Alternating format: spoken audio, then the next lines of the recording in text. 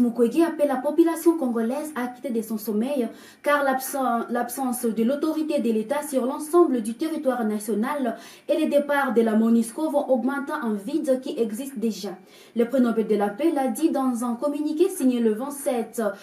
juin 2024 à la suite du rapport du groupe d'experts de l'ONU sur la RDC qui signale qu'entre 3000 et 4000 éléments de l'armée rwandaise sont présents sur le territoire congolais et opèrent conjointement avec les M23. Presque à moitié nous fait le point. Pour Mukwege, le contexte dans lequel s'effectue le retrait accéléré de la MONUSCO et transfert des responsabilités aux autorités nationales risque de créer un vide sécuritaire à un déficit de protection des civils très dangereux dans le contexte actuel de la guerre d'agression. Le prix Nobel de la paix exhorte ainsi le Conseil de sécurité à rester saisi de la situation en RDC. Il appelle en outre le gouvernement congolais et la MONUSCO à suspendre le plan de désengagement pour le Nord Kivu et l'Ituri et à reconfigurer le mandat de la mission et de la brigade d'intervention. Il demande en outre au gouvernement membre du groupe de contact international pour la région des Grands Lacs et les représentants des institutions garanties de l'accord cadre pour la paix à adopter un régime fort de sanctions pour obliger le régime de Kigali à retirer ses troupes du sol congolais et son soutien au M23. À la population, Denis Mukwege recommande de quitter les sommeils car l'absence de l'autorité de l'État sur l'ensemble du territoire national